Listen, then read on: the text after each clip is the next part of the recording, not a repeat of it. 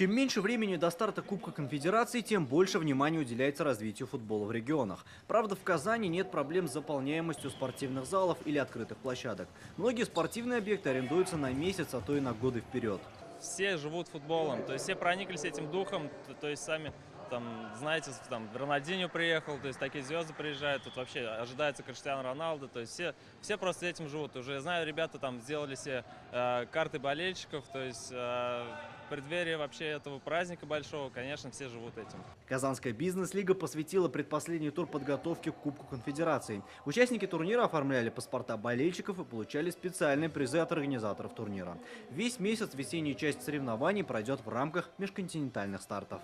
Команды очень хотят в преддверии праздника Кубка Конфедерации играть лучше, приходить, больше заниматься футболом.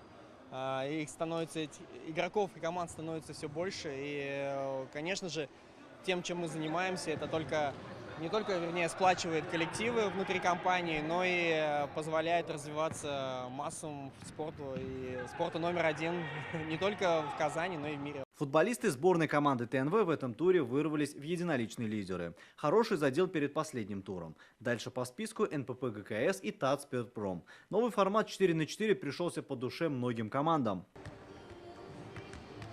В нашей команде, конечно же, нет португальца Криштиану Роналду, но своеобразный Кубок Конфедерации стартовал для футболистов ТНВ уже давно. Вот уже несколько лет сотрудники нашей телекомпании борются за звание сильнейшего клуба корпоративной лиги. В активе наших игроков уже есть несколько трофеев, и в этом сезоне мы намерены получить золото.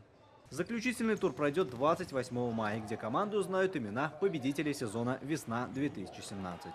Алмаз Гафиатов, Александр Лобанов, ТНВ, Казань.